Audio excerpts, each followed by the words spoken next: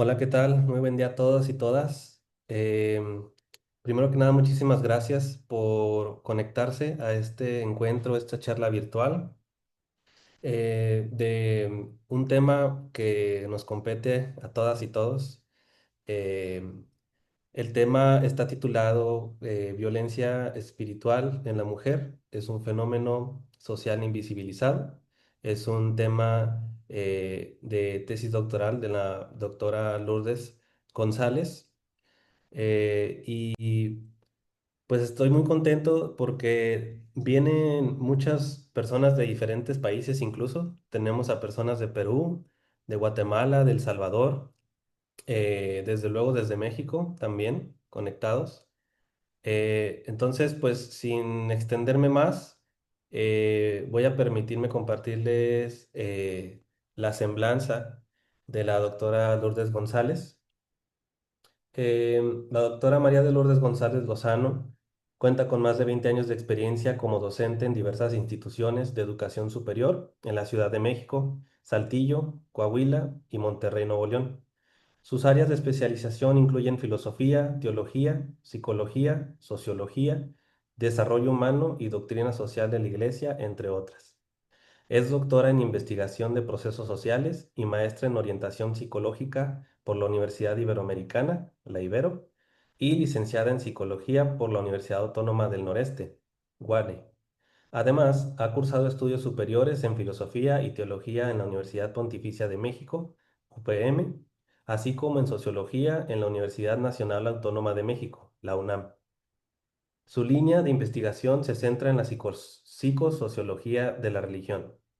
Desde 2007 ejerce como psicoterapeuta con enfoque Gestalt. Se incorporó a la Universidad de Monterrey, la UDEM, en marzo de 2016 como coordinadora del Centro Misionero Universitario, CMU, dentro del Departamento de Espiritualidad Universitaria para el Servicio. Desde el otoño de 2017 se desempeña como docente de asignatura en el Departamento de Humanidades de la UDEM. Asimismo, desde enero de 2023 colabora como docente de asignatura a nivel de licenciatura y posgrado en la Ibero Monterrey. A lo largo de su trayectoria ha participado activamente en la formación de jóvenes en contextos pastorales y vocacionales. Inicialmente colaboró con la Diócesis de San Francisco, California, en el acompañamiento de jóvenes con vocación al sacerdocio y a la vida religiosa. Actualmente forma parte del Comité de Admisiones de la Diócesis de El Paso, Texas. Y bueno, sin más preámbulo, le cedo la palabra y el micrófono a la doctora Lourdes González para que nos pueda compartir de este tema tan especial e importante. Adelante, Lourdes.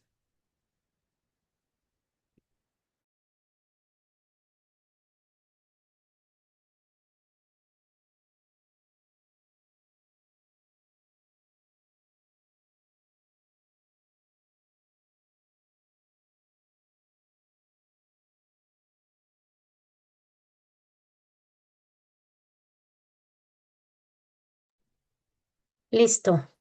Tenía un poquito de dificultades con el micrófono, pero ya estoy aquí. Buenas tardes, buenas noches, buenas días tengan todas las personas que están incorporándose y que están en este momento compartiendo la charla con nosotros. Primero agradezco a Carlos la invitación y también a todas aquellas personas que decidieron acercarse a esta charla. Como ya comentó Carlos, esta investigación es fruto de eh, una tesis de grado que con gusto comparto ahora con ustedes. Les pediría que al final de la presentación, si tienen alguna pregunta, pues la dejáramos para ese momento. Así que con todo gusto compartiré con ustedes este apartado. Este fenómeno que ha sido invisibilizado desde pues mucho tiempo ha sido estudiado por algunas personas. Sin embargo, siempre lleva como una confusión en relación a esta. Entonces, algo que quiero decir de inicio es que la violencia espiritual tiene como sustento lo que es la violencia simbólica. No sé, yo espero que ustedes hayan escuchado y si no, pues es el momento para abrir este nuevo conocimiento. Pierre Bourdieu, que es un sociólogo francés, ha propuesto esta terminología de la violencia simbólica y entonces ustedes pueden ver que este tipo de violencia tiene que ver con cierta imposición de pensamientos y de percepciones hacia otras personas que se presentan como algo natural y legítimo, de modo que se convierte de alguna manera en una dominación que si ustedes se van percatando, es una dominación que permea las estructuras del poder. Se ejerce de manera sutil, de manera invisible, pero tiene efectos reales y ese es uno de mis hallazgos en la investigación. Es un medio para mostrar cómo el orden social ha sido impactado a partir de diferentes elementos como el lenguaje, la educación, los medios de comunicación y otras instituciones. Entonces, Bourdieu tiene otros conceptos que son importantes, pero que no tomaré en este momento para el análisis o para compartirles, sino que lo necesitaba mencionar para esta base de la violencia simbólica. Entonces, esta violencia simbólica trata de una serie de imposición de categorías de pensamiento, de percepción, que aparecen como naturales y legítimas. Esto es importante. Luego, ¿cómo surge la violencia espiritual? Algunas manifestaciones de esta violencia, y empiezo con las manifestaciones para poder entender el surgimiento, que aparecen a partir de la dominación masculina, aplicando lo que ya les decía o ejerciendo esta violencia simbólica que sobrepasa mucho la realidad o, dicho de otra manera, normaliza interacciones, particularmente en una sociedad que aunque en una sociedad mexicana que aunque ha ido creciendo muchísimo en esta emancipación de esta opresión masculina, pues todavía tenemos resabios y en algunos lugares no son resabios, sino son todavía ejercicio del poder masculino de una manera tremenda, ¿no? Entonces, la violencia espiritual, a partir de esto que les he comentado, atraviesa lo religioso, la enseñanza de muchos líderes religiosos, mujeres, hombres, que están acostumbrados a acatar todo lo que se les diga y aceptar en silencio en muchas ocasiones lo que se les dice o lo que se les da. Aunque también cabe decir, y esta tesis estuvo enfocada a la violencia espiritual en las mujeres, a partir de que se destapa esta perspectiva o que se visibiliza, aparecieron a mi alrededor también hombres que experimentaron esta violencia como tal. Entonces, esta violencia, al ser tan sutil, tiene una característica particular que generalmente los ejecutores de esta violencia son autoridades o líderes religiosos que impactan la realidad de la persona. ¿Por qué no se ha detectado? Vemos aquí algunas causas. Eh, Porque permea las condiciones naturales, sociales, históricas y religiosas de nuestra cultura, de nuestra vida cotidiana. Eh, la parte más íntima de la vida espiritual, nadie la platica, casi nadie la dialoga, solamente se queda en muchas ocasiones en este vínculo entre la autoridad religiosa y quien la vive. Y por muchos años, hablando de la visión histórica, por ejemplo, la palabra de la autoridad religiosa era como palabra de Dios. y entonces es imposible en muchas ocasiones decir una palabra en contra de estas imposiciones de las que hablo. También aplicado a las mujeres, aunque insisto, lo viven muchas personas o la viven muchas personas, esta reacción de la mujer ante la experiencia espiritual es considerada como una manifestación muchas veces de la emocionalidad. Es decir, si alguien encuentra, una mujer en particular, encuentra alguna imposición de parte de la autoridad espiritual que le incomoda o que le disgusta, generalmente se le atribuye a su vivencia de emocionalidad. Ustedes habrán escuchado esa expresión de es que así son las mujeres. O se le infantiliza diciéndole, yo decido o yo te protejo delante de lo que estás viviendo, no hay razón para preocuparse. Y se reduce a un ser indefenso y en ocasiones inútil.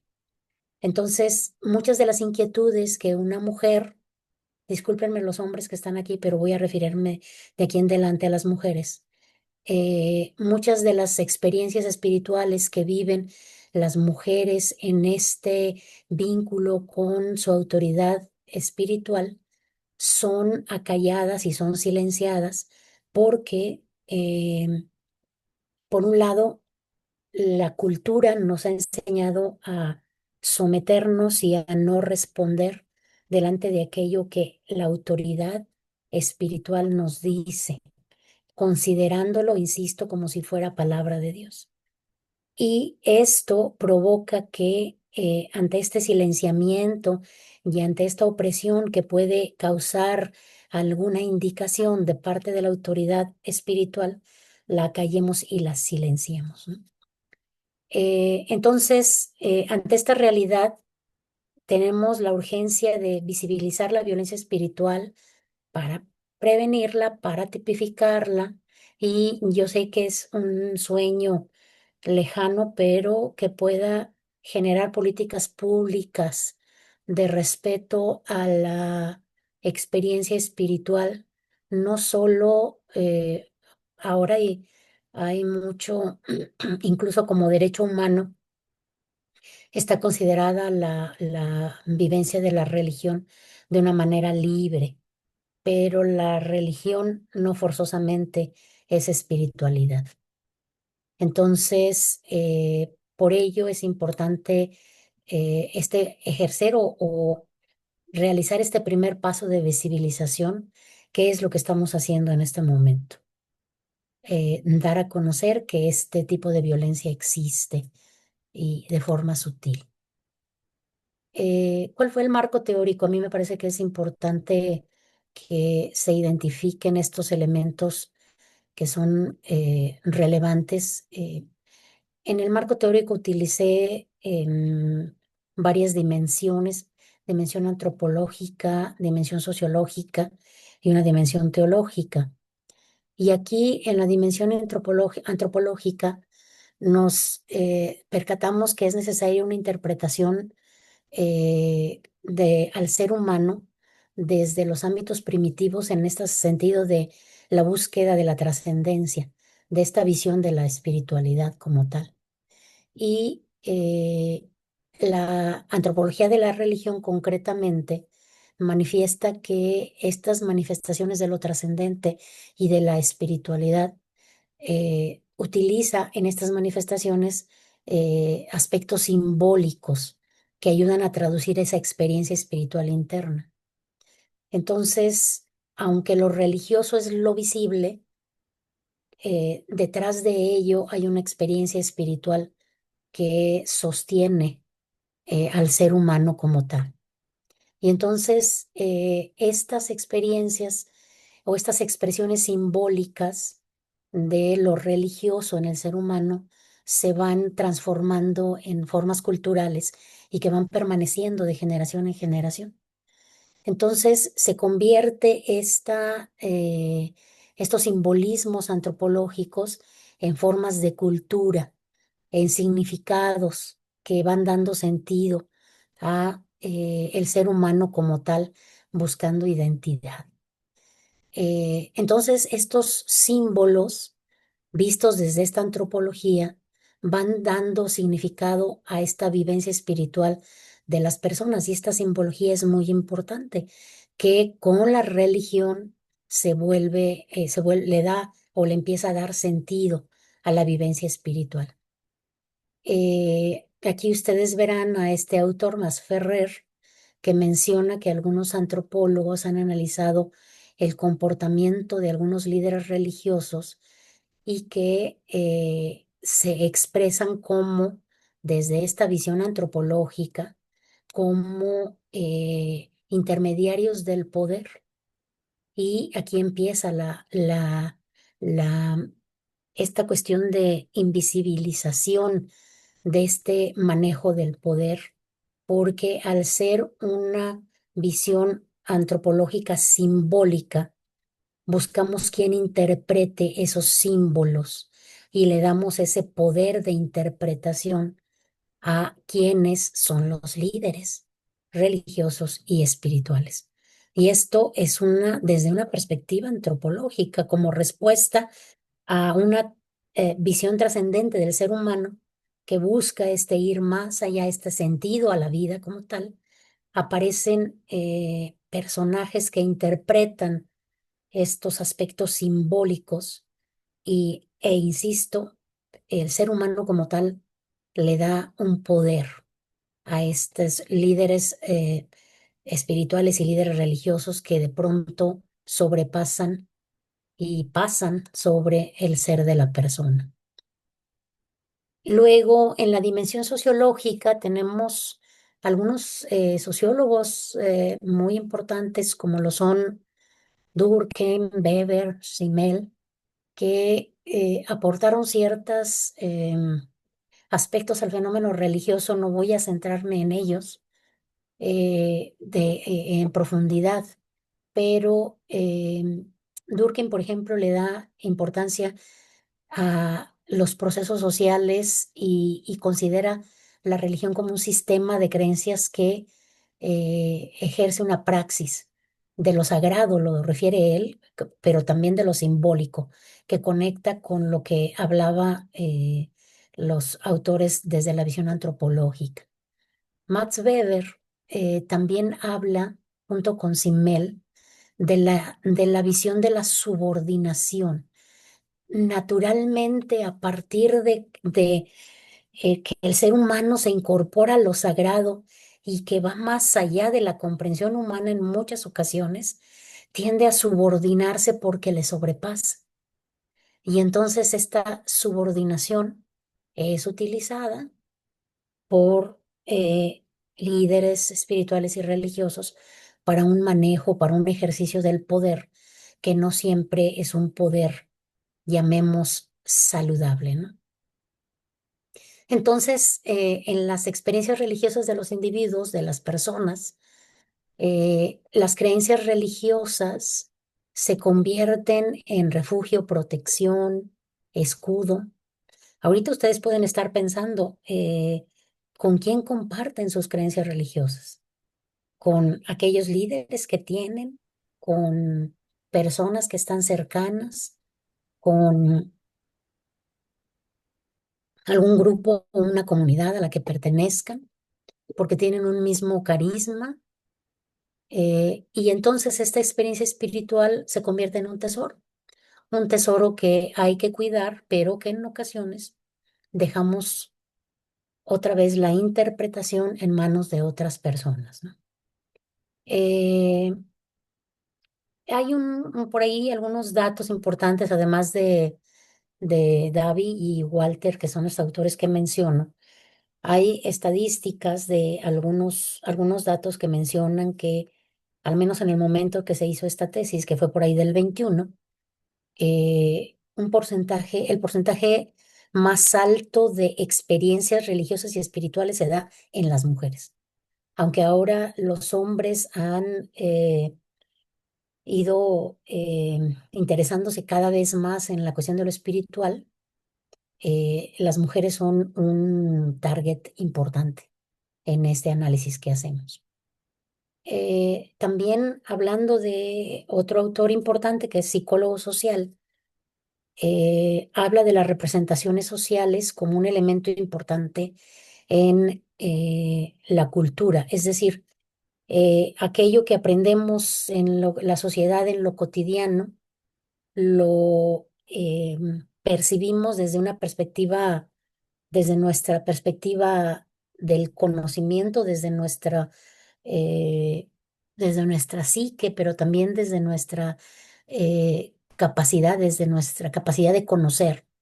Y entonces traducimos esas experiencias que vemos, que les he mencionado, el manejo del poder de los líderes espirituales, como habrá otro tipo de manejos que no se reflejan en lo espiritual, pero que podamos entender y que se van quedando en nuestra percepción cognitiva, de tal manera que en lo cotidiano las replicamos y nos parece común esta dominación y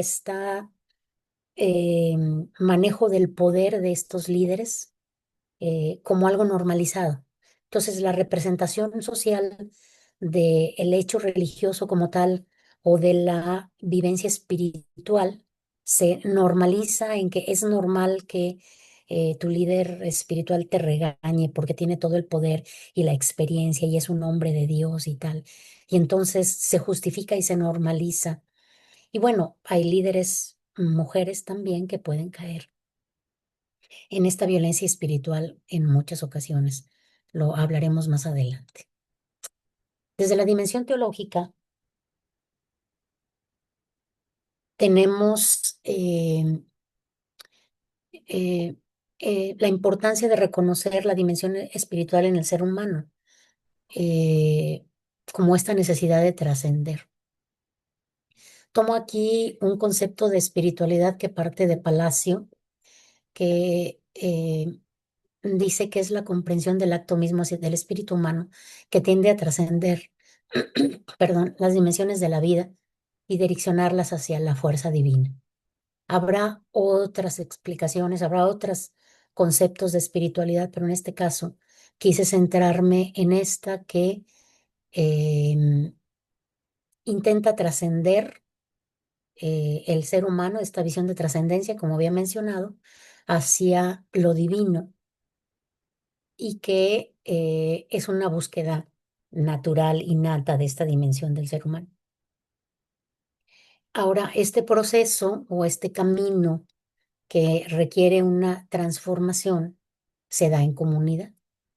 Y entonces, en este camino se requiere en muchas ocasiones un proceso de liberación de ciertas opresiones que se viven en experiencias comunitarias. No solamente es una experiencia individual, sino también es una experiencia comunitaria en donde hay un ejercicio de violencia espiritual que es común para muchas personas y que en ocasiones no se dan cuenta, y que requiere justicia y solidaridad. Entonces, la teología de la liberación, concretamente desde esta visión de Gustavo Gutiérrez, pretende o se centra en liberarnos de la opresión, como lo recordamos en algún momento para aquellos que conocen acerca de esta teología, y en concreto aplicada a esta violencia espiritual. Esta visión entonces de la teología de la liberación invita a una liberación de esta opresión, de este ejercicio del poder que maneja, que oprime, que humilla a las mujeres. Y por eso se requiere una reivindicación ante la sociedad y ante la iglesia. Así es. Sí, perdón, ¿hay alguna cuestión ahí, algún problema? Si gustas, continuamos y dejamos las preguntas para el final, como mencionaste. Sí, Va. sí, claro. Entonces, en esta cuestión de proceso, Les decía que la teología de la liberación sustenta esta búsqueda de liberación y búsqueda de justicia y solidaridad, en tanto sea una experiencia comunitaria de trabajo mutuo, de trabajo continuo, una respuesta a esta experiencia de opresión sería la experiencia de sinodalidad que actualmente vive la Iglesia Católica concretamente, ¿no? De buscar escuchar la voz de otras personas, no solamente de las mujeres, de hombres y mujeres que pueden tener o que se liberan de una opresión manejada muchas veces por una cúpula o por una jerarquía en diferentes momentos. Con esto que estoy afirmando, no estoy asumiendo que todas las personas en la jerarquía eclesial o todas las personas que ejercen una o que tienen una autoridad espiritual ejercen la violencia espiritual, pero sí hay un porcentaje bastante elevado. Eh, Llegamos entonces a percibir que desde esta perspectiva se rechaza la sumisión y esta violencia que se ejerce en el ámbito espiritual requiere esta liberación de mujeres sometidas y dominadas para liberarlas de la opresión y la injusticia, como dice al final este marco teórico. También otro de los aspectos que mencionamos eh, en este rubro, tenemos en la experiencia cultural cómo hay diferentes aspectos o problemáticas que son atribuidas a la violencia: conflictos armados, narcotráfico, corrupción, descomposición familiar. Y lo religioso resulta un refugio y una solución a esos peligros. Eh, nos ayuda lo religioso y lo espiritual a enfrentarnos a problemáticas que la violencia causa. Y estos tipos de violencia que ustedes ven aquí plasmadas desde una visión relevante es que muchas veces la violencia se convierte en estructural, de tal manera que está presente y la aceptamos como una forma de vida. También acciones que se expresan como violencia física también son aceptadas como en muchas ocasiones como violencia permitida, como cuando los padres de familia golpean a sus hijos para educarlos, ¿no? Hay tipos de violencia que en algún momento decimos, puedo aceptarlo. Es decir, normalizamos ciertos tipos de violencia y se justifican. En el caso de Bourdieu, por ejemplo, que habla de la dominación masculina como una forma de control, también Foucault, que es otro sociólogo relevante, habla de la dominación a partir de instrumentos de represión. Y aquí una particularidad que ofrece Foucault es en donde algunos líderes espirituales y religiosos intervienen en la experiencia de la sexualidad y de cómo se vive y la consideran pecado, ¿no? En muchos ámbitos, dentro del confesionario, donde pues los únicos protagonistas son la autoridad espiritual y la persona, ¿no? Nadie más interviene. Por eso es tan íntimo y tan particular y tan invisible. Entonces se normaliza la violencia como se han normalizado muchas otras experiencias de violencia. Aquí, en esta visión de la violencia, quiero mostrarles cómo en esta investigación que se hizo aparecieron algunas categorías que nos muestran la primera, ciertos antecedentes de la violencia.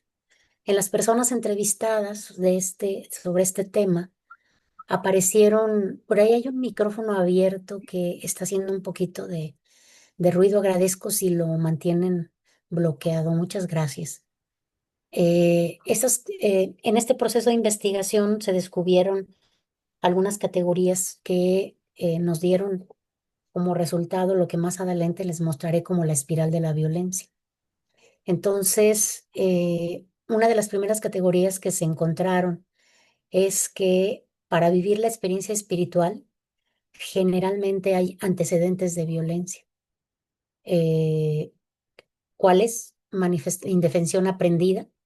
A veces hay violencia doméstica o violencia educativa o violencia laboral. Y esta violencia se vive de tal forma que en muchas ocasiones es imposible defenderse y entonces se vuelve una indefensión. Acepto y vivo la violencia como algo cotidiano, refiriendo en este caso a lo que les decía anteriormente, se normaliza. Y entonces vivir la violencia se vuelve cotidiano. eh, estos tipos de violencia, como la violencia simbólica, la sexual, la psicológica, la física, se viven a partir de lo cotidiano. Como les decía, hay antecedentes de violencia. Y esta es una parte importante para que la violencia espiritual exista y se mantenga.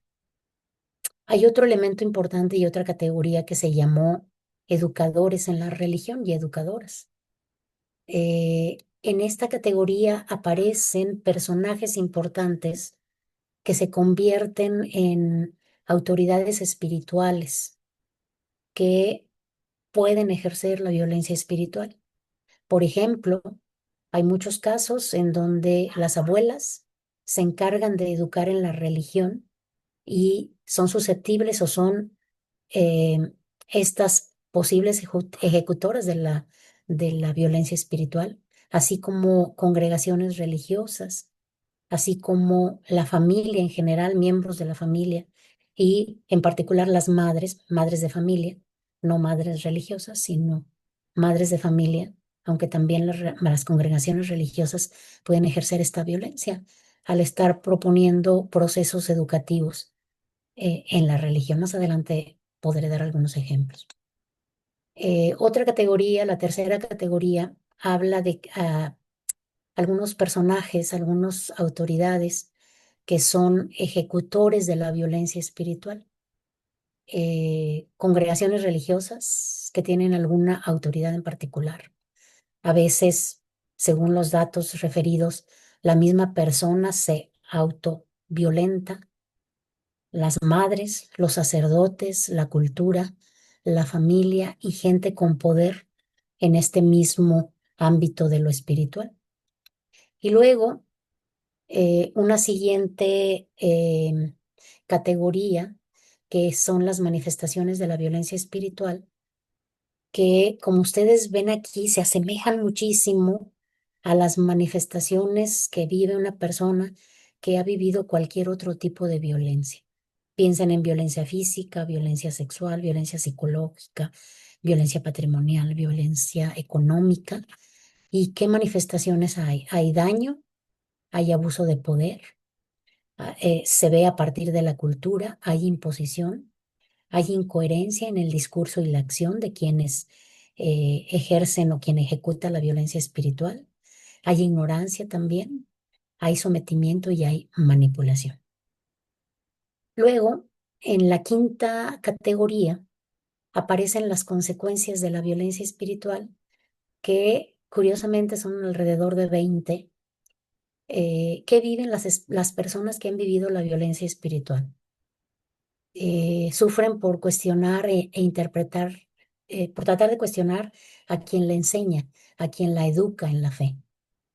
Hay quiebre general, hay depresión, hay soledad, hay experiencia de represión y control, hay incapacidad de cumplir expectativas espirituales, aparecen conflictos existenciales, hay pena de vergüenza, hay daño, hay quien considera la sexualidad como pecado, hay depresión, hay dolor, hay castración, hay confesiones traumáticas, hay desorientación total, hay miedo, descontrol, culpa y también hay resiliencia, como una de las categorías que apareció en una mínima proporción, pero apareció. Entonces, estos 5 elementos, estas 5 categorías que ustedes vieron, pueden verse en esta mapa que ustedes quizá alcanzarán a ver nada más en letritas más pequeñas, pero son estas 5 categorías que nos manifiestan todas las repercusiones que puede haber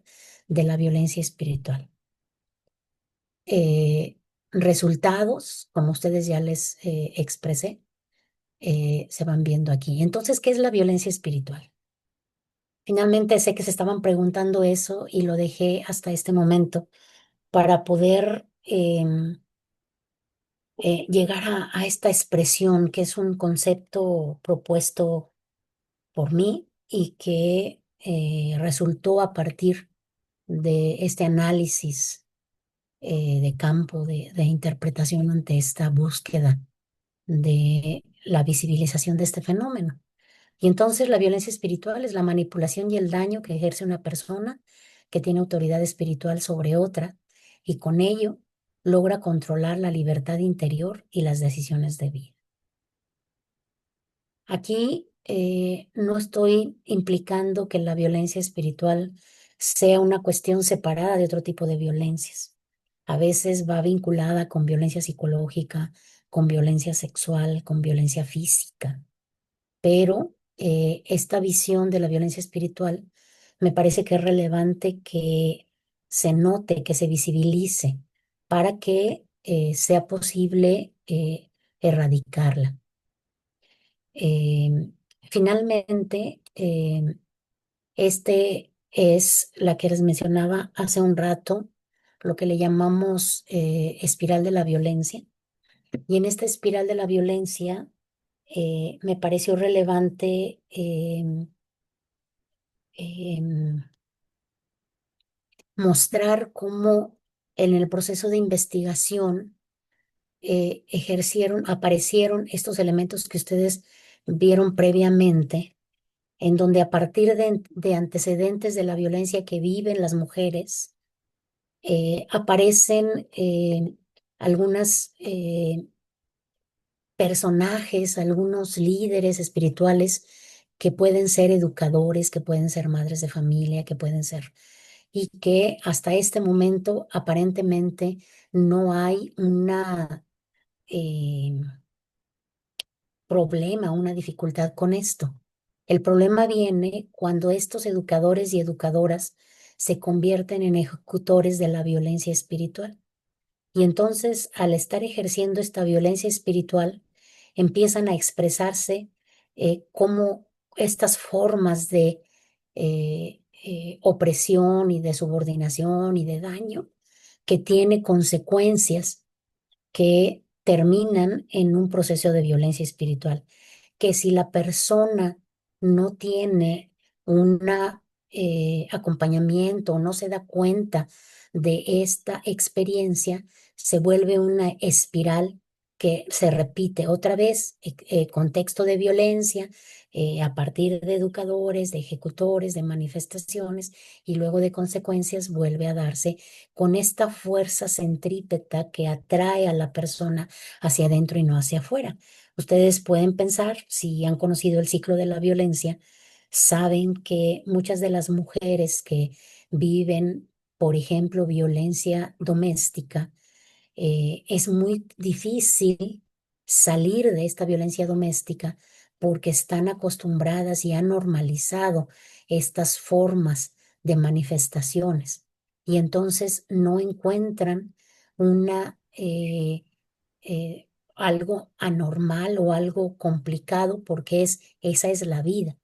Y hasta que no se visibiliza o se desde fuera alguien empieza a notar que hay algo extraño, empieza a haber un poco de visibilización de ese tipo de violencia. Entonces, el ciclo de la violencia que vive una mujer en violencia doméstica tiene semejanza con este espiral de la violencia, Si ustedes lo pueden comparar, pues puede entenderse un poco más. Si no sales, es decir, si una mujer que es, y lo digo con un ejemplo que he conocido, si una mujer que fue amenazada con un arma de fuego por su propio esposo, va a tener miedo y no va a tratar de salir mientras no encuentre una perspectiva diferente o que ella conozca que hay una ventana, una puerta para salir de esa experiencia. Lo mismo puede pasar en la violencia espiritual. Estamos tan acostumbrados a esta experiencia invisible de la espiritualidad que está en lo más íntimo de la persona, que si yo cuestiono algún dato, con quien lo cuestiono es con mi líder, con mi autoridad espiritual. No siempre lo comento con alguien igual a mí, alguien que pueda entender esta perspectiva. Entonces se vuelve en muchas ocasiones un ciclo y una espiral que no permite que las personas salgan de esto. Y bueno, esto es lo que quería compartirles.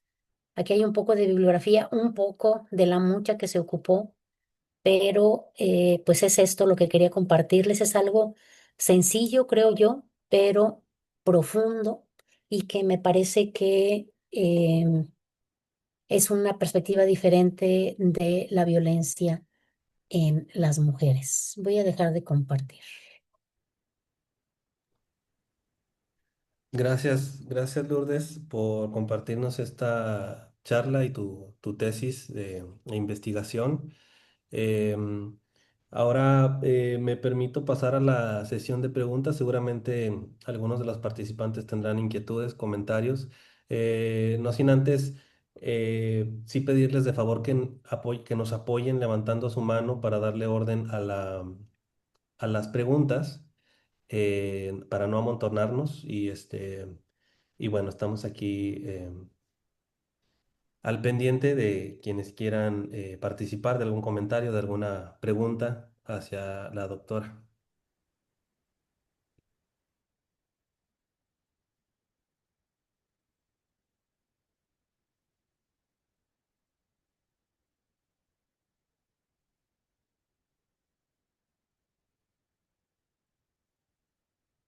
Carlos, veo por aquí unas dos preguntitas en el chat. No sé si podemos darle Sí, espacio a esas. sí, ya las vi. Mario Hernández pregunta, primero dice, considero es más bien violencia religiosa que espiritual. La pregunta es, ¿usted encuentra diferencia entre lo religioso y lo espiritual? Sí, muchas gracias, Mario. Sí hay diferencia.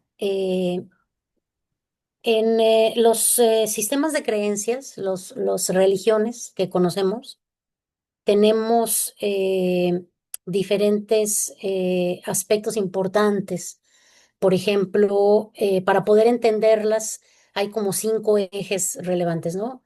El primero pudiera ser la historicidad, el segundo pudiera ser el, el credo, el tercero pudiera ser el culto, el cuarto pudiera ser los rituales y el quinto pudieran ser principios, ¿no?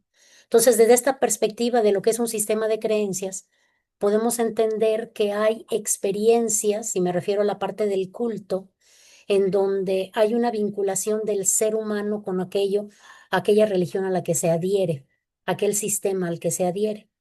Y una manifestación visible son los rituales que se viven en experiencias visibles. Entonces, la espiritualidad parte de una experiencia personal que se adhiere a una visión de lo divino que no forzosamente está vinculada con una religión. No sé si me estoy explicando.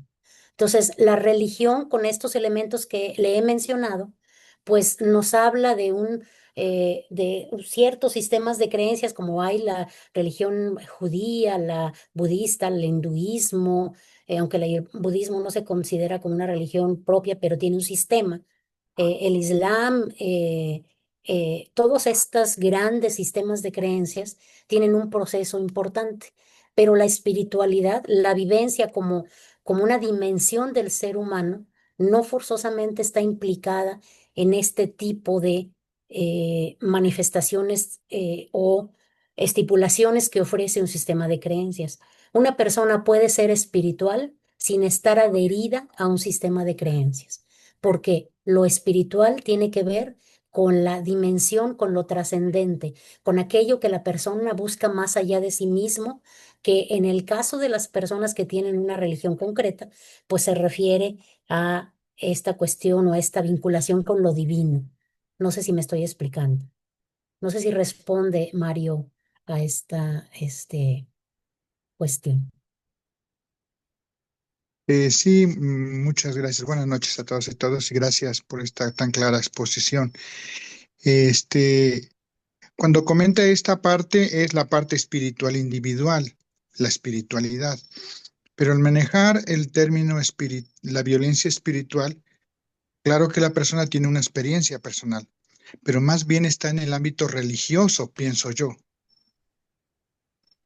No sé si esta violencia, esta espiritualidad parte de de la experiencia desde lo religioso incorporado a su psiquis, a su yo, y entonces por eso es violencia espiritual. No sé si soy claro en la pregunta.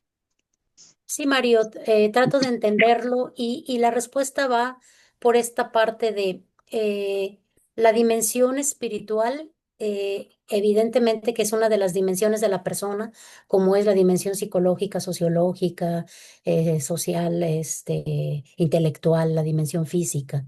Pero esta violencia espiritual puede darse a partir de la adhesión a un sistema de creencias o no, sino más bien puede darse a partir de esta vinculación que hace la persona en su decisión de vivir lo espiritual con algunos líderes espirituales, que puede ser o no puede ser un sistema de creencias establecido o una religión como tal. Bien, si quieres, vamos a la siguiente.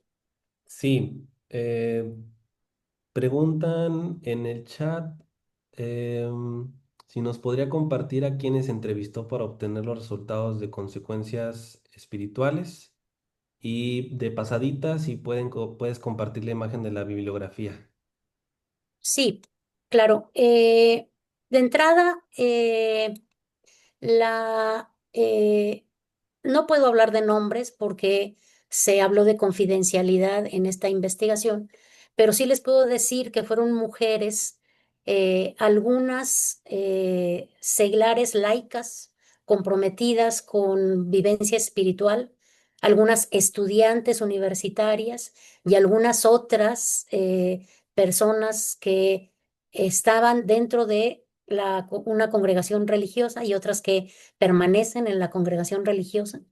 Y entonces, a partir de esta indagación, a partir de una entrevista profunda, se logró entender este proceso. Algunas, por ejemplo, algunas personas referían dentro del confesionario una invalidación de la experiencia vivida en esta conciencia de pecado, por ejemplo. Algunas personas comentaban que algunas mujeres estudiantes que tras una charla de un educador en la fe, eh, demonizó el hablar de relaciones sexuales antes del matrimonio. Yo no estoy tomando ninguna postura y respeto totalmente el posicionamiento que tiene cada persona en esta charla, pero el utilizar ciertos lineamientos como imposición o como manejo de poder me parece que es la violencia espiritual. Entonces, en este caso, y respondiendo a estas cuestiones, eh, de hecho fue castigada esta mujer, esta estudiante, por cuestionar esta postura o esta imposición de parte de su líder, de su educador en la fe, ¿no? Gracias, Lourdes. Ana Caro Reynoso tiene la mano levantada. Adelante, por favor. Hola, muchas gracias. Muchas gracias, doctora, por su ponencia. La verdad es que me pareció muy interesante y muy importante como usted decía, sobre todo el ponerle nombre a las cosas, ¿no? Que suceden para empezarlas a visualizar. Así Y, es. y bueno, tengo aquí varias anotaciones que hice dentro de, por ejemplo, yo hablando como practicante de la religión católica, ¿no? Eh, Siempre se nos ha dicho, se nos ha educado que tenemos la revelación por medio de la tradición y las escrituras, ¿no? O sea, Claro, como lo que Dios quiere por estos dos medios. Sin embargo, esta cuestión, sobre todo de la tradición, pues siempre se ha mantenido obviamente ligada a un contexto, ¿no? Concreto y a ciertas personas y así. Yo, por ejemplo, doy clases en la universidad y hablando doy clases de sexualidad integral. Y últimamente estábamos hablando sobre el tema en concreto de la menstruación, del ciclo menstrual en las mujeres. Y hicimos como un bosquejo histórico de cómo pues se consideró desde que era como una enfermedad hasta que era como algo relacionado con los cambios de la luna o como algo impuro, ¿no? O sea, como todas las visiones que se han tenido por desconocer precisamente el funcionamiento del cuerpo de la mujer y por estar arraigadas otras concepciones pues muy machistas, ¿no? Entonces, pues justo con mis estudiantes llegábamos a esa reflexión de cómo a veces incluso creo que yo es un peligro el querer interpretar la realidad con los avances de la ciencia y lo que ahora conocemos, con lo que en ciertos momentos se veía claro, ¿no? O sea, antes. claro. Y bueno, me llama mucho la atención por ejemplo, ahí había muchas preguntas con ellos, pero bueno, más allá, pues era esa mi pregunta, ¿no? Como entre la tradición, entre las escrituras, como un comentario. Y también, ¿qué propuestas tú nos compartirías para precisamente no caer en la violencia espiritual, ¿no? ¿Con quién acudir o cómo, primero cómo dar, o sea, cómo darnos cuenta? Me imagino que es un proceso lento de hacer conciencia, pero también con quién acudir, porque creo que muchas veces las personas pueden estar siendo violentadas en esta parte, pero como tú decías, recurren a un ciclo, ¿no? De violencia en donde no Sí, salen, no salen, porque a lo mejor a quien acuden, pues les reafirman lo mismo que les está haciendo daño. Entonces, ¿qué hacer, no? O qué herramientas o a dónde acudir y cómo formarnos para no caer nosotros también en replicar, incluso sin darnos cuenta, que aunque te des cuenta o no, igual estás dañando a las personas, ¿no? Para acompañar, por ejemplo, espiritualmente a alguien sin caer en llegar a violentarla, sin la intención, pero que al final lo estás haciendo. Entonces, esos serían como mis aportes y mis preguntas. Y muchas gracias. sí, gracias, Ana Caro. Voy a dejar de compartir, si les parece bien, esto que estaba por aquí, compartiéndoles de la bibliografía. Fíjate que en esta parte las bases, pues, de la fe y demás, hablando de la tradición, yo creo que hay que entenderla y vinculándolo con la sexualidad, hay que entenderla desde el contexto en el que se dio, ¿no? Es decir, los padres de la iglesia, la tradición y todo esto que sustenta y que es un pilar de la misma teología, tiene que entenderse a partir de una contextualización. De hecho, los padres de la iglesia y la tradición surgieron a partir de las herejías y después de los primeros siglos, uno, dos, tres, ¿qué sucede, verdad? Empiezan a decir que Jesús no es Dios, que sí es Dios, que sí es hombre, que sí no es hombre, tal y tal, ¿no? Y después, a partir de defender, de ser padres apologetas, se convirtieron después en analistas de la misma teología y del mismo credo. Entonces, lo que yo diría con relación a la sexualidad, incluso con la interpretación del texto bíblico, pues hay que hacer hermenéutica, es decir, hay que interpretar a partir del contexto en el que se planteó algún posicionamiento con relación a la sexualidad. Y a partir de ello, y con esto lo vinculo con estas herramientas, Ana Caro, de cómo evitar ejercer la violencia espiritual, es dejar en libertad a la persona de decidir aquello que está llegando a preguntar. Una universidad se le llama universidad porque se le presenta al estudiante un universo de propuestas. Y entonces, aunque sea una universidad cristiana, católica, no católica, cualquier lineamiento o tendencia que tenga la universidad, si es una universidad que es como tal, tendría que permitirse ofrecer las opciones y decir, mira, esto dice el planteamiento de la Iglesia Católica.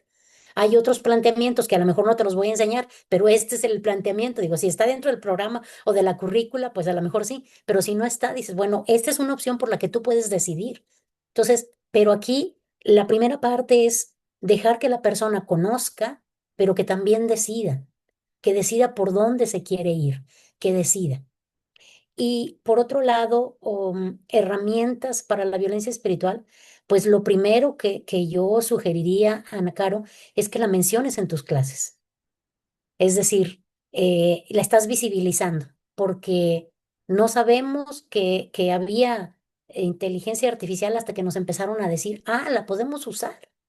Y ahora lo que están haciendo es regularla para que en el uso no se convierta en el sustituto del proceso del pensamiento crítico de los estudiantes, ¿no? Pero entonces, ¿qué hay que hacer? Visibilizarla y decir, bueno, podemos utilizar la inteligencia artificial, hay que hacerla aliada, tal y tal. En cuestión de la violencia espiritual, pues hay que visibilizarla. Y entonces, ¿con quién van a recurrir? Pues si tú en tus procesos los vas manifestando y lo vas haciendo visible, seguramente te van a preguntar a ti. Pero también dentro de los procesos, y si hablamos de la visión católica, hay muchos grupos pastorales, hay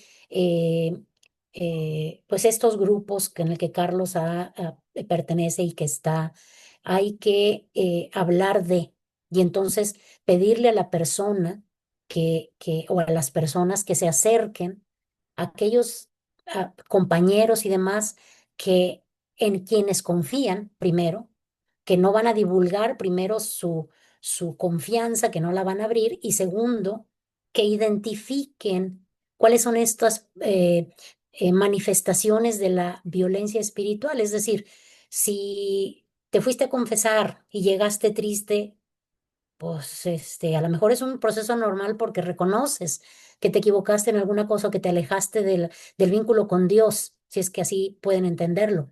Pero si además de eso hay alguna inquietud, pues, ¿qué está pasando? ¿No? Sí, no sé si me estoy explicando. Es decir, a partir de ciertas experiencias de vida sacramental, de vida pastoral, de vida familiar, había una persona que decía que su mamá, una de las mujeres que entrevistaba, que su mamá le decía, y tienes que aprenderte esto, y si no te aprendes esto del catecismo, vas a quedarte sin comer. Y es real. Entonces, cuando la persona lo ve en perspectiva, ahora tampoco pretendo que vayan a culpar a sus mamás o a sus abuelas, tampoco, ¿verdad? Sino que reconozcas tu propia experiencia y entiendas de dónde viene. Entonces, esa forma que hicieron las mamás y las abuelas de educar en la fe, por ejemplo, ¿qué resulta o qué hace? Pues a lo mejor no fue la mejor, pero es una réplica de lo que a ella le enseñaron, ¿sí? Entonces es situar la experiencia espiritual en el aquí y en el ahora. ¿Cómo puedo vivir mi espiritualidad, no? En la universidad en la que estoy trabajando, que es la UDEM en este momento, bueno, trabajo en varias, pero en esta hay una materia que se llama inteligencia espiritual.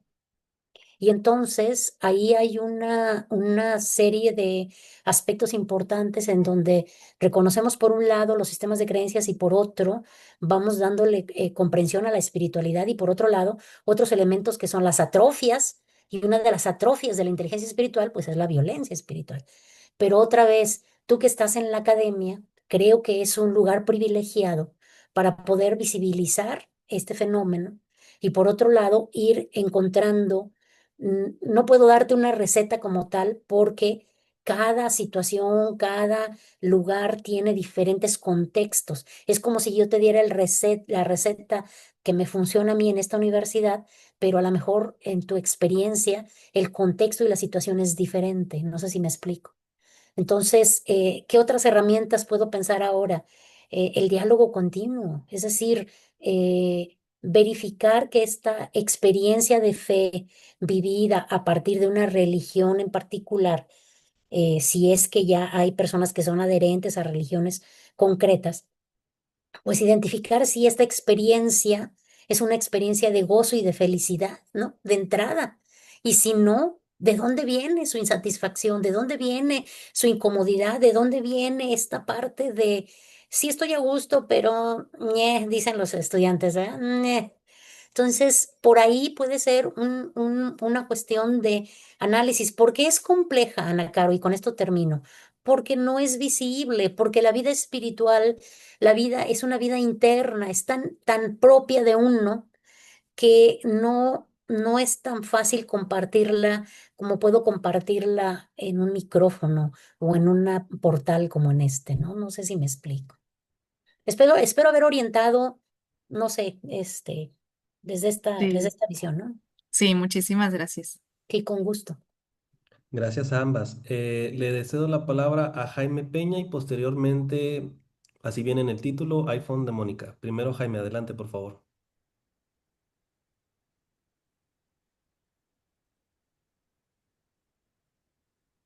Está apagado el micrófono, me parece. Ok, ahora, Listo, sí, adelante. bueno, muchas gracias. Yo creo que has presentado un abanico sorprendente de sospechas y creo que me gusta, o sea, ese planteamiento porque es realmente em, un montón de cosas que están ahí y que solo se sospechan, pero no realmente, no nos atrevemos o no hay un atrevimiento hacia decir esto está pasando. Yo creo que has hecho una buena labor súper interesante. Y yo creo que otra vez, y ahí es donde está en relación a lo que decías a la compañera anterior, ¿cuáles son los procesos que necesitamos también construir y también los que necesitamos ir dejando, ¿verdad? Y a veces y yo creo que es muy bien lo que también señalabas, que a veces este proceso de esta cuestión espiritual, a veces también acontece fuera del ámbito religioso o fuera del ámbito de las religiones, porque es una cuestión así también íntima. Entonces, yo sí creo que también en la medida, y como tú lo señalas, en la medida en que se vayan evidenciando estas cuestiones, y que dejemos que, o sea, que no sea un tabú, que nos siga, que seguimos guardando, escondiendo, ocultando, pero también ahí es donde viene quizás así mi pregunta, o sea, ¿cuántas de esas cosas en tu descubrimiento, o sea, son tan normales y están tan normalizadas que mejor, dejémoslo así, no se toca? ¿Verdad? Y entonces pareciera que esa es la dinámica de vivirlo. Y por eso entonces al final se reduce a lo íntimo. Ah, es tu propio problema, no es tu propia dificultad. Pero yo sí creo que en la medida en que vayamos evidenciando que hay conductas, hay acciones y hay cuestiones que no deberían de ser normales, sino que lejos de eso necesitamos ir trabajando en una deconstrucción y en una reconstrucción de nuevos escenarios. Gracias. Sí, Jaime, sin duda, esta cuestión de la deconstrucción es bien importante y me parece que un aspecto fundamental en el ejercicio de la experiencia religiosa y la vivencia espiritual es un poco lo que le decía Ana Carolina, la vivencia de la libertad. Porque, por ejemplo, puedo pensar en un grupo juvenil, en una comunidad, en alguna parroquia o en algún grupo.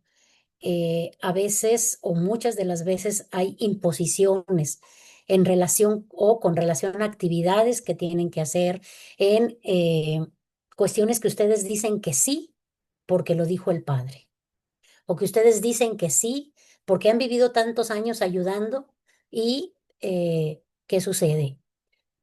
No hay una retribución de ninguna manera. Evidentemente que creemos y confiamos en la providencia de Dios y que Él verá el esfuerzo y el amor con el que se realizan las cosas, pero por ejemplo, violencia espiritual. Mujeres que, a veces hombres también, que ayudan en las parroquias en la cuestión de los alimentos. A veces ni el salario mínimo reciben y en ocasiones ni siquiera acá en México es obligatorio para todas las personas que trabajan recibir un seguro médico, que le llamamos el seguro social. A veces ni el seguro social. ¿Y que reciben? Dios te bendiga y el Padrecito le da una bendición, ¿no? Entonces, así como muchos ejemplos, y lo que dices, totalmente de acuerdo. ¿Cómo lo viven las personas? Pues es que el padre lo dijo, es que esta persona me lo encargó, es que el diácono lo dijo, es que la religiosa me lo pidió, tal y tal. pero no hay una visión de la persona. Esa es una. Y otra, a veces se trabaja mucho en proselitismo y se tiene miedo de perder a personas que están adherentes a un sistema de creencias por, porque cuestionan o porque critican o porque dan puntos de vista. Y yo creo que si volvemos a las fuentes del Evangelio, es ama y haz lo que quieras, primero. Segundo, es la cita que es tan conocida de Hechos 2:42, donde todos se reunían en su nombre.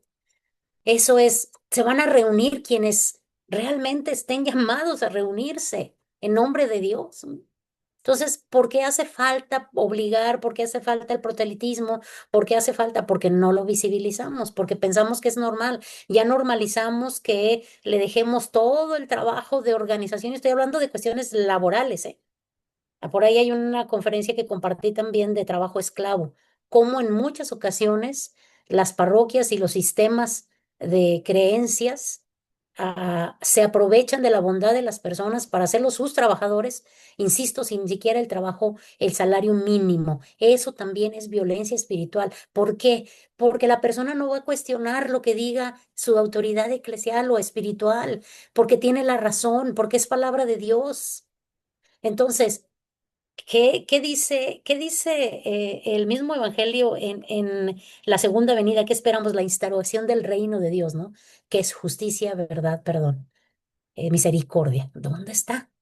Y con esto, insisto, no estoy pidiendo que vayan y se levanten en pancartas y demás, y si lo hacen, pues es decisión propia, pero sí el atrevernos, tú dejas esta palabra hace un rato, Jaime, atrevernos a pensar diferente, a hacer propuestas que vienen desde su experiencia. ¿Quién conoce más la vivencia, el manejo de la dinámica pastoral de una parroquia? Pues las personas que están ahí, que lo viven, que hacen el trabajo cotidianamente. ¿Sí me estoy explicando? Entonces, creo que por ahí es muy importante, vuelvo a ello, libertad. Libertad, no imposición.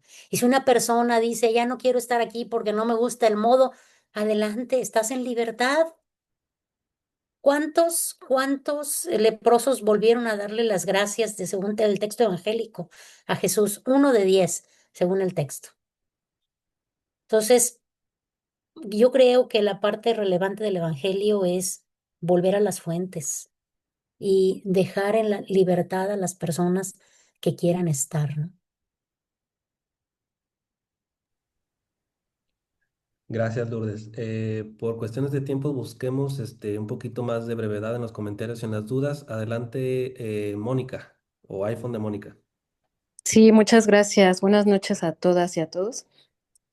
Muchísimas gracias por compartir esta investigación. Se me hace bastante interesante y un reto plantearlo y buscar como esta propuesta de las políticas públicas. Yo la verdad es que sí me he dado cuenta, o sea, el hecho de que no existan mujeres sacerdotisas o la exclusión de la comunidad LGTB, el manejo del símbolo del diablo, que por diferentes lados es un concepto distinto y entonces, pues desde ahí se nos manipula un montón, ¿no? La verdad es que me ha gustado mucho, me ha dado mucho para reflexionar.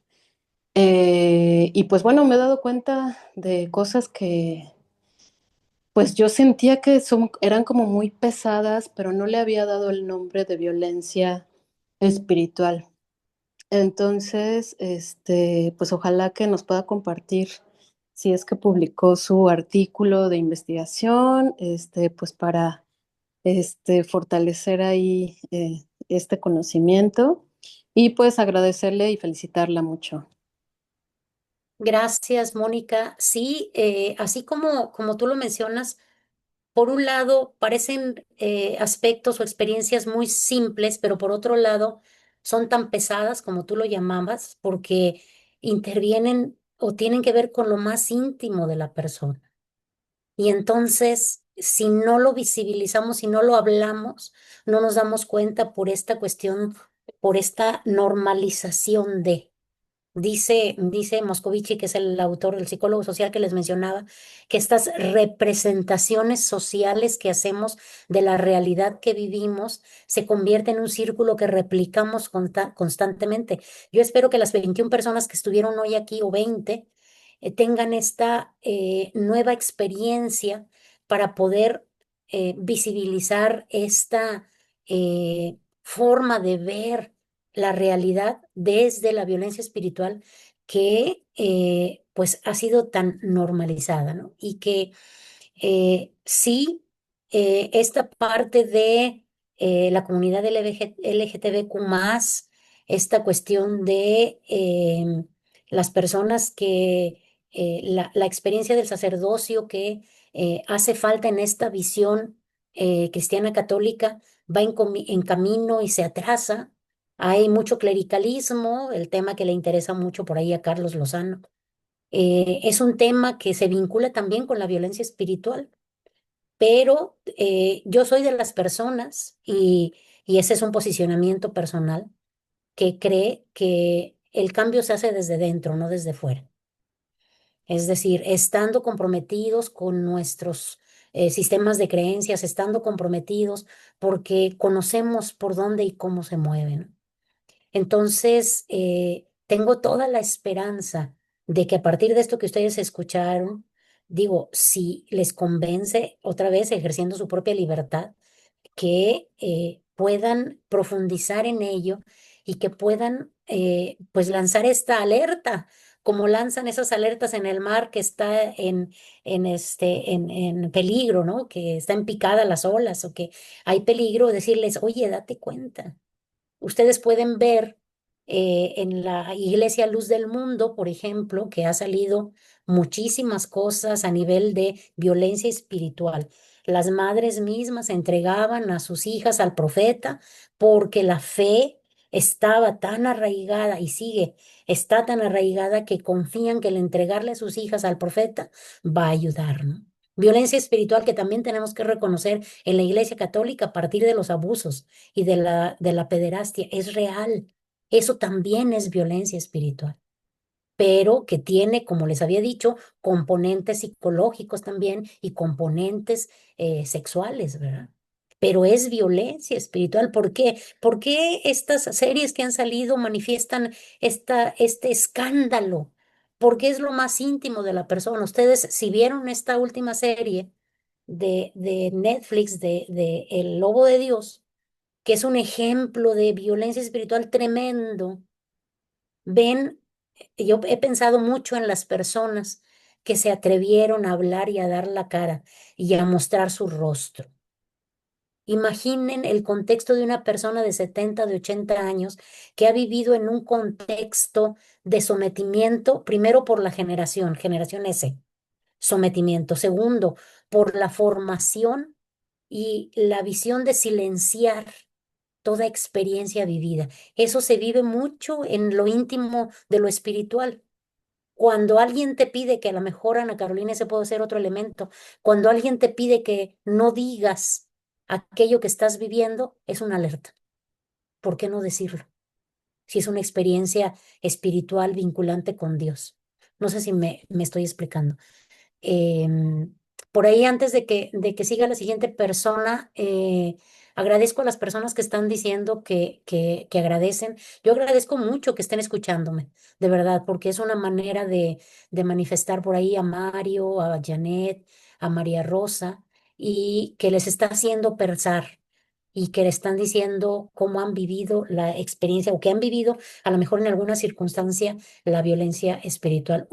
Antes de darle la palabra a Jessica, si me permites, Carlos, hubo una religiosa, ex religiosa, que una experiencia de violencia espiritual es otra. Su director espiritual, primero violencia física, la abofeteó. Segundo, contó la experiencia vivida, una experiencia vivida en dirección espiritual, la comenta con personas, con su superiora, con otras personas que no tenían nada que ver con. Eso es violencia espiritual. Si a nivel de derecho canónico está estipulado que la confesión, por ejemplo, tiene un sigilo, está prohibido poder hablar de ello. La dirección espiritual es aquella en que tú confías en la persona a quien le estás encomendando que te acompañe en el camino espiritual. Y para cuidarse y defenderse, habla de una experiencia que una religiosa le comenta. Eso es violencia espiritual. Y, por ejemplo, hay más. Ustedes piénsenlo, pensando en esta cuestión de imposición y daño que ejerce una autoridad espiritual en las personas. ¿Y por qué es tan fuerte? ¿Por qué es invisible? Porque nadie lo nota. Otra vez, ¿verdad? Gracias. Sí. Adelante, Jessica, por favor. Hola, pues igual agradecer mucho tu ponencia y que pues esto se pueda lograr. Y como ya comentaron algunas de las chicas, pues es un ciclo de violencia que sí se está viviendo y que incluso siento que empieza desde el seminario también, porque yo tengo familiares que estuvieron en el seminario y que salieron de ahí, me llegaron a contar su experiencia y creo que es horrible también todo lo que vivieron, toda la violencia y que si un sacerdote vivió eso y que después va afuera a una comunidad, pues siento que no hace más que replicarla e incluso pues empeorarlo, ¿no? Y pues yo también de alguna forma he vivido violencia dentro de la iglesia y de la comunidad. Creo que en general todas las mujeres lo hemos vivido en cierto grado y desde entonces, pues ciertamente a mí me cuesta más trabajo vivir mi fe. O sea, para mí es más difícil cada vez más acercarme al confesionario, acercarme a los sacramentos, porque incluso a veces hasta me siento, cuando estoy en el confesionario, me siento incómoda, ¿no? Por cómo me hablan, lo que me dicen, y eso ha hecho que a mí me cueste acercarme más a los sacramentos. Y pues también creo que debería existir alguna forma de hablar de estos temas dentro de la iglesia, que también como ya comentaron son tabú, pero también debería existir alguna forma de poderlo medir o incluso de poder hacer retroalimentaciones, porque de eso pues casi no se permite hablar de los errores o de lo que se está haciendo mal o de cómo nos sentimos. Entonces, como tú decías, debería haber alguna forma de poder cambiarlo, de poder hacer políticas públicas, pero ¿cómo se va a hacer si en realidad no hay cómo probar que sí hay algo malo, ¿no? Y eso es Sí, sobre eso. Jessica, muchas gracias por compartir. Me solidarizo contigo por la experiencia de la violencia. Yo espero que a partir de hoy, con esta charla, puedas sentirte más fuerte. Primero, cabe decir que no todas las iglesias ni todos los sacerdotes ejercen esta violencia. También tengo valiosos recursos contados de personas que son valiosísimas. Entonces puede ser válido buscar otra iglesia para el ejercicio de tus sacramentos y la vivencia de tus sacramentos. Segundo, cuidar, creo yo, perder la vivencia y el vínculo de fe con la cuestión de la práctica de los sacramentos. Porque una cosa es la cuestión de la experiencia sacramental, que evidentemente es un vínculo para acercarnos a Dios, pero eso no define tu fe. Tu fe está y se instaló y decidiste estar en ella a partir de un proceso que asumo que has vivido. Entonces, la fe va mucho más allá. Pero sí entiendo la dificultad de participar de la vida sacramental. Entonces, esa es una. Y una tercera cuestión que creo que puede ser importante y además pues es como el profeta Jeremías, ¿no? Es la denuncia. Es decir, Jeremías no quería el ser profeta, ¿verdad? Decía, pues si soy apenas un muchacho, tal y tal, y yo esto, yo lo otro. Sin embargo, por estar bautizados, tenemos el bautismo como un don que nos hace ser sacerdotes, profetas y reyes. Entonces, no solamente es el anuncio, también es la denuncia, la profecía, el ser profeta que se nos ha heredado desde el bautismo, nos implica anuncio y denuncia. Y entonces, insisto, no pretendo solucionar con violencia algo que es violencia, pero lo que sí es solicitar diálogos con las personas con las que has experimentado violencia, no en soledad, sino en comunidad. De tal manera que un grupo, dicen que la unión hace la fuerza, que un grupo puede apoyar y puede ir dando esa fuerza moral, perdón, para poder denunciar. Y me refiero a este tipo de denuncia, de la denuncia profética. ¿Qué hizo Amós? ¿Qué le pasó a Amós, por ejemplo? O sea, Dios lo usó de ejemplo casándose con una mujer que era una prostituta, según algunas interpretaciones, pero era una experiencia que quería enseñar algo, ¿no? Y él acepta esta visión o este encargo de Dios. Recuerden que no es una interpretación literal, necesitamos un contexto y una hermenéutica, pero a lo que voy es, hay que denunciar. Y hay formas de denuncia. Por ejemplo, ustedes notan aquí de pronto que me pongo enfática, que empiezo a señalar ¿por qué? Porque es mi forma de denuncia. Yo utilizo estos escenarios, utilizo la academia, en donde me den permiso. Y también he vivido momentos en donde no me dejan, y es válido la libertad, ¿verdad? Pero diría, Jessica, que vayas buscando esta manera de ir viviendo desde esta perspectiva que humildemente te recomiendo es la experiencia del bautismo, ¿verdad? El anuncio y la denuncia. Y vivir tu sacerdocio implica también el ser puente para otros. O sea, solo se trata de esta parte de la oración y el vínculo con Dios. La vivencia sacerdotal del bautismo es justamente el ser puente para otros y a lo mejor lo que has encontrado hoy aquí es una visión diferente para acercarte y ayudar a otros y a otras personas a ser puente. Ahora, en el seminario mencionabas, se vive mucha violencia espiritual, sí, y yo intento colaborar desde donde puedo a que se vaya erradicando esta cuestión.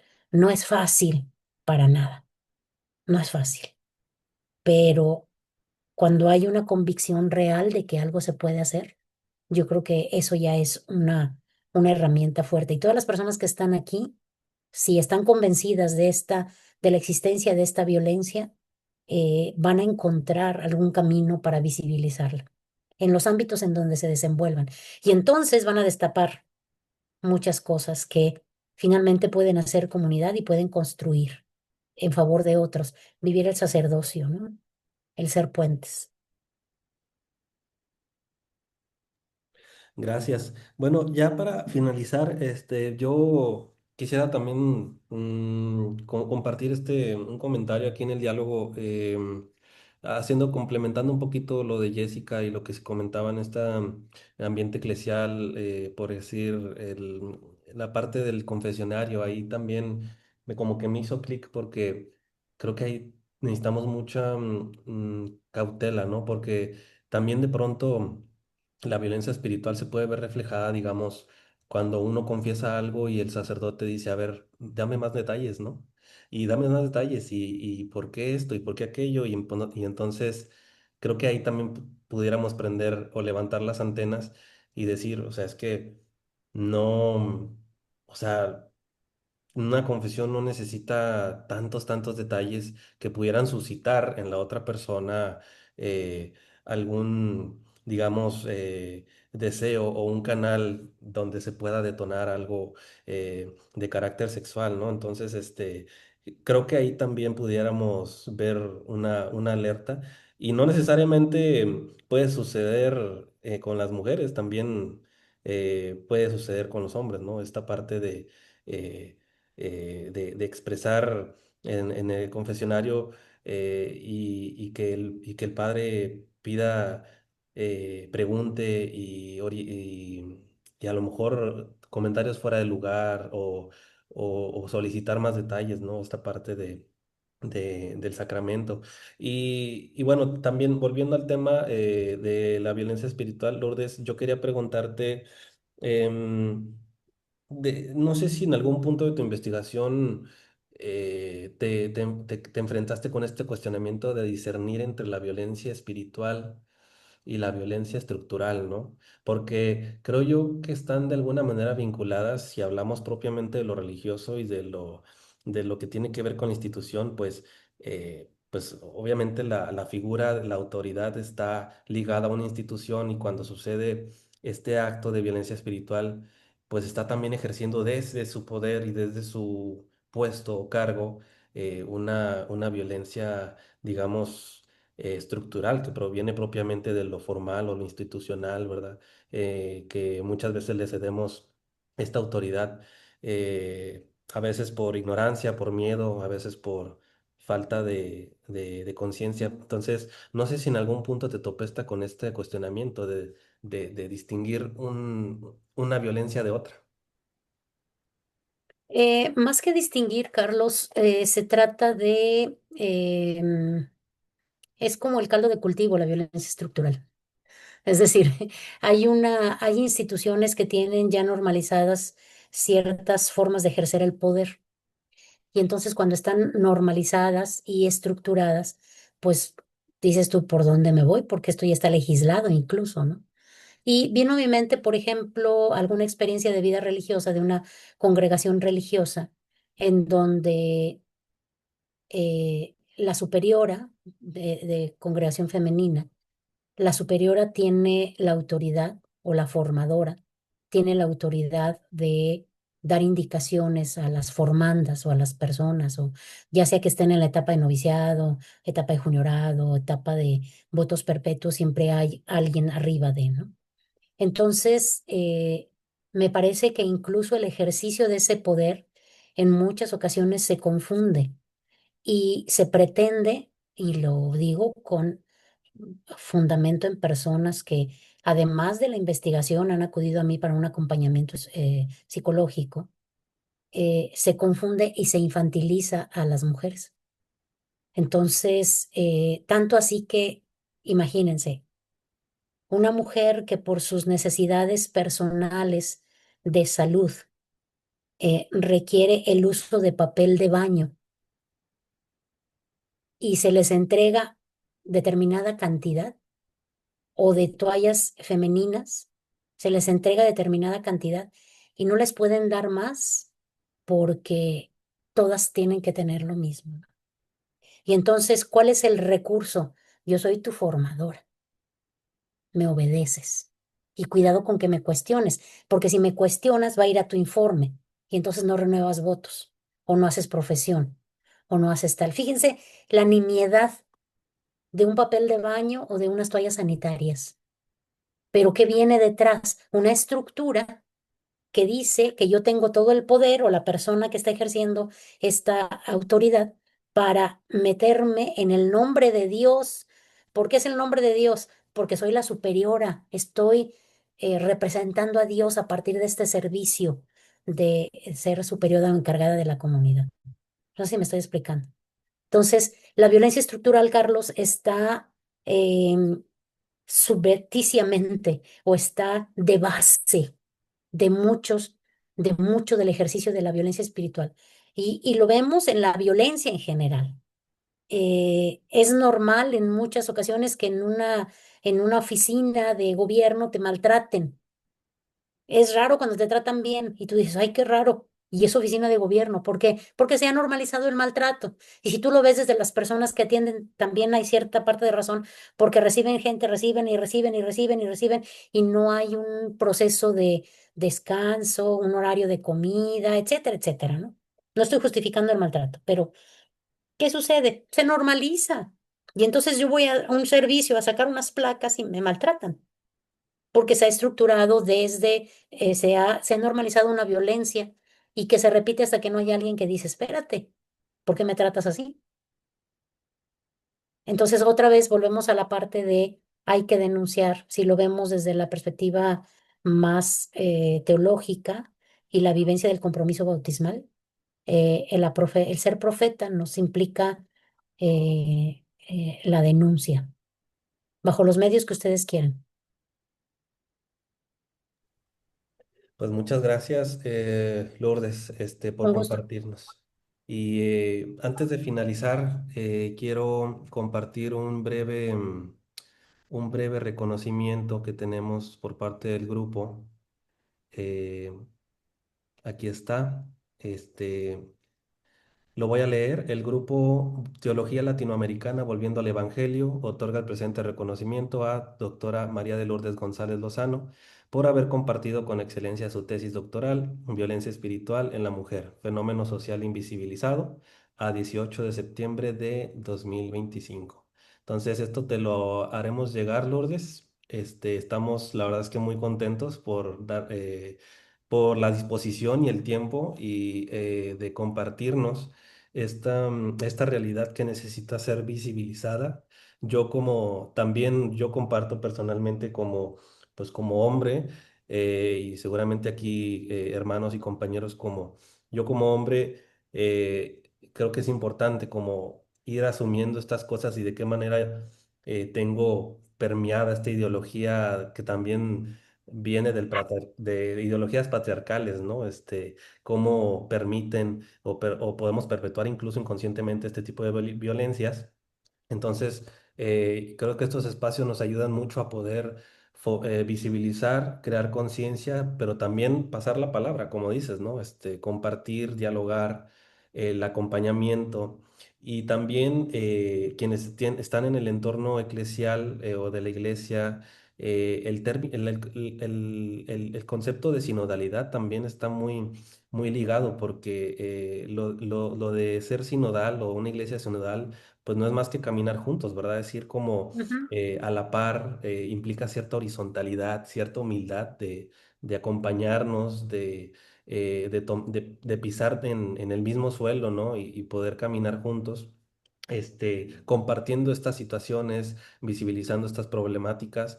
Entonces, de nuevo, Lourdes, te agradezco mucho que nos hayas compartido esto. Y la grabación de este encuentro, de esta charla, va a quedar en nuestro canal de YouTube. Para quienes se inscribieron, tenemos los correos de ustedes y les vamos a compartir pronto la liga del video en cuanto lo tengamos, para quienes también entraron posteriormente al inicio, ¿verdad? Entonces, pues Lourdes, muchísimas gracias. Muchas eh, gracias. y gracias a todos por este espacio y por permitirse darse el tiempo de compartir. Yo también agradezco a ustedes el espacio y pues que hayan estado atentos y atentas a la propuesta. Ojalá que lo comuniquen. Quisiera terminar con esta frase del Evangelio de ve y haz lo mismo, ¿no? Es decir, Mm. coméntalo, visibilízalo. Muchas gracias. Hasta luego para todos. Gracias, Muchas gracias gracias. y bonita noche a todos. Gracias. Hasta luego. Gracias.